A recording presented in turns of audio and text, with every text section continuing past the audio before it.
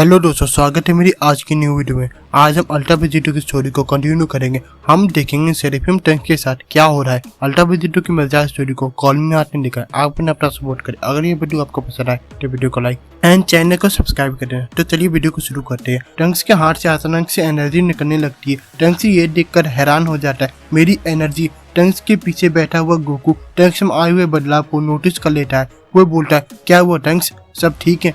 टंग से पीछे गोकू को देखता है। वो गोकू को परेशान नहीं करना चाहता। वो बोलता है, हाँ सब ठीक है गोकू, लगता है मेरी बॉडी को फिर से पावर अप की आदत डालनी होगी। जैसे कि मैंने कहा था, मैंने काफी लंबे समय से चैलेंज का सामना नहीं किया था। टंग्स अपने हाथ में मुट्ठी बनाता है ताकि वो अपने हाथ के एनर्जी के फ्लो को रोक सके। टंग से बोलता है, अब अपनी बात पूरी करते हैं। मैंने तुम्हारी ताकत को टेस्ट कर लिया, मैं उससे काफी खुश हूँ। तुमने मुझसे पूछा था ना लूसीफ ने मेरी टाइमलाइन के साथ क्या किया था। गोकू ये सुनकर एक्साइटेड हो जाता है कि टंक्स उससे सब कुछ बताने के लिए तैयार है। गोकू बोलता, हाँ बताओ, तुम्हें ये बताना होगा आखिर गलती कहाँ हुई थी। पिछली बार एक टंक्स ने हमें आने वाले खतरे के बारे में बताया था और हम सबको बचाने में कामयाब हो गए थे। तुमसे भी हमें काफी मदद मिलेगी। तुम्हें जो पता है वो बताओ, इससे हमें काफी मदद मिलेगी। टंक्स अपने हाथों को फोल्ड कर कर अपनी कहानी बताना शुरू कर। जैसा कि मैंने बताया था, मेरी आखिरी लड़ाई में जब मैंने जेनो और ग्रैंड फिश को हराया था, जैसे कि तुम्हारे साथ हुआ था वैसा ही मेरे साथ भी हुआ था और लूसीफ आजाद हो गया था। सारे गॉड खत्म हो चुके थे और धरती वापस आ चुकी थी। इन सबको चलाने वाला एक डेविल था। उसने सभी डीमंस को पूरी यूनिवर्स में छोड़ दिया। धरती पर से मेरे पिता पर थे। इस यूनिवर्स के तरह वहाँ कोई जीव वॉरियर नहीं था धरती को डिफेंड करने के लिए। वहाँ सिर्फ मेरे पिता थे जो कि एक सुपर सेन 2 थे। उन्होंने अपनी पूरी कोशिश की थी माँ को बचाने के लिए। जब तक मेरी लूसीफ से लड़ाई पूरी हुई और जब मैं धरती पे वापस आया तब तक वो लोग जा चुके थे। यानी मैंने अपने माता पिता को फिर से खो दिया। शायद मेरी किस्मत वेजिटो से अच्छी थी क्योंकि मुझे डीमन लेयर में नहीं भेजा गया। शायद जो बाकी के यूनिवर्स के साथ हो रहा था मेरे लिए डीमन रैली अच्छा होता। टंक्स की बात सुनकर गोकू निराश हो जाता है। नहीं टंक्स, सच में मुझे तुम्हारे लिए बहुत बुरा लग रहा है। सच में तुम्हारी किस्मत खराब है। चाहे तुम किसी भी यूनिवर्स क्यों ना हो, धरती को फिर से खोना तुम्हारे लिए बहुत बुरा होगा। फिर भी मैं जानना चाहता हूँ आगे क्या हुआ। तुम बाकी के प्लैनेट्स को बचा सकते थे। टंक्स बोलता, बिल्कुल सही, मेरे पास दुख मनाने का समय नहीं था। मैं पूरी यूनिवर्स में लगातार दौड़ रहा था ताकि मैं डीमन एम्परर्स और किंग्स को ढूंढ सकूं। अब मैं ग्रीन सेरेफियम के साथ उनसे आसानी से लड़ रहा था, पर इससे सिर्फ मेरा समय बर्बाद हो रहा था। मैं ये सब अकेले नहीं कर सकता था। मैं कभी भी अकेले इतने सारे प्लैनेट्स को नहीं बचा सकता था। दूसरे यूनिवर्सेस को बचाने की बात तो अलग ही है। और आखिरकार वही हुआ जिसका डर था। डीमन रेल और मोटर रेल मर्ज कर दिए गए, जिसके बाद लूसीफ ने फिर से वापसी की। इसी के साथ मेरी कहानी का भी अंत हो गया। गोकू बोलता है, काश कि मैं वहाँ पर होता तुम्हारी मदद करने के लिए। टंक्स गोकू की नजरों में नजरें मिलाकर बोलता है, नहीं गोकू, चाहे डैड वहाँ पर होते या वेजिटो वहाँ पर होता, इसका कोई फायदा नहीं होता गोकू। अगर मर्जर होने से पहले उसे रोकते तो शायद कुछ हो सकता था, पर एक बार मर्जर होने के बाद उसे कोई नहीं रोक सकता था। गोकू टंक्स की बात को सुनकर बोलता है, क्या मैं वेजिटा, यहाँ तक कि वेजिटो भी उसे नहीं हरा सकता था? इसका क्या मतलब है टंक्स? इसके बाद हम टंक्स के एक फ्लैशबैक में जाते हैं। हम देखते हैं ग्रीन सेरेफियम टंक्स लूसीफ पर अटैक कर रहा होता है, पर उससे लूसीफ को कोई फर्क नहीं पड़ता। गोकू, मेरा मतलब ये है कि जब मोटर लेयर और डीमन लेयर मर्ज हुए और तब जो लूसीफ आया वो वाला लूसीफ नहीं था जिसे हमने देखा था। वो पहले वाला मॉन्स्टर लग ही नहीं रहा था। उसकी ताकत इतनी ज्यादा बढ़ गई थी कि वो एक मजाक की तरह लग रहा था। मैं लगातार अपनी ग्रीन सेरेफियम फॉर्म में उस पर अटैक कर रहा था। वो अपनी जगह पर खड़ा था और मुझे खुद पर अटैक करने दे रहा था। उसकी वो हंसी मुझे आज भी याद है, यहाँ तक कि मेरा गॉड ब्लेड भी उस पर काम नहीं किया था।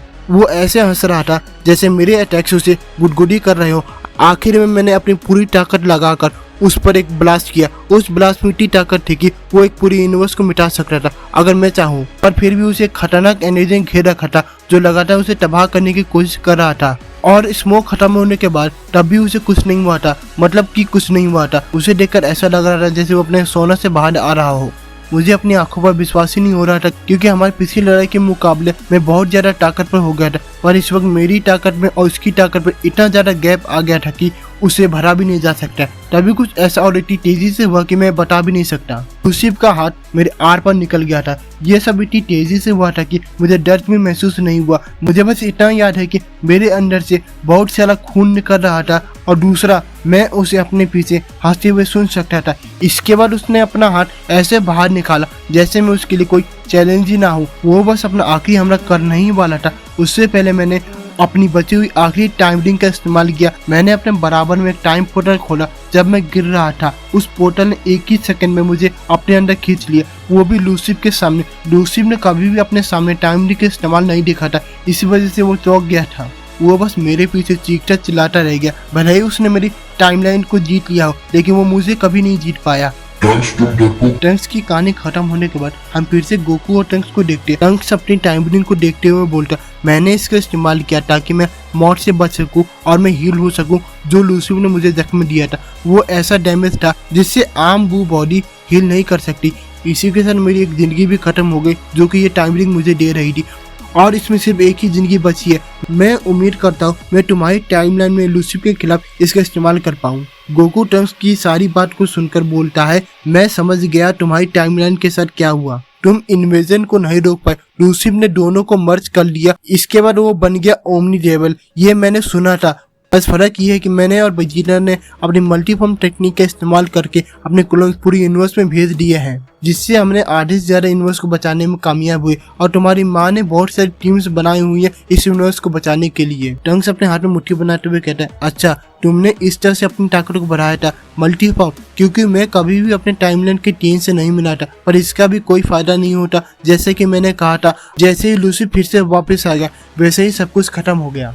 टंक्स की बात को सुनकर गोकू थोड़ा सा परेशान होता है। लूसिफ सच में वो बहुत ताकतवर है, इसका मतलब कामी ने सही कहा था। वो दोनों रेल को मर्ज कर कर अल्टीमेट पावर को पाना चाहता है। वो इतना ताकतवर हो जाएगा कि वो हायर गॉड को चैलेंज कर सके। मैंने कभी भी किसी को ताकत के पीछे इतना पागल होते हुए नहीं देखा। सच में ये पागल है। सिपाही बजी इससे पहले गोकू अपनी बात को पूरी करता टंक्स से बोलता है, तुमने अभी क्या कहा हायर गॉड से, इसका क्या मतलब है? तभी गोकू को कुछ याद आता है कि टंक्स और वेजिटो कितने सिमिलर है। भूल जाओ उस बात को। वैसे भी हमें लूसिफ पे फोकस करना है, हमें अभी सभी चीजों पे ध्यान देना है। इसके बाद गोकू सीरियस होते हुए कहता है, अब क्या करना है टंक्स? हमें लूसिफ को कैसे रोकना और कैसे हम हिस्ट्री को रिपीट होने से रोक सकते हैं? तुम्हारा क्या प्लान है? तभी टंक्स अपना हाथ उठाता है और अपने बगल में एक टाइम पोर्टल खोल देता है। हमें डैड को ढूंढना है।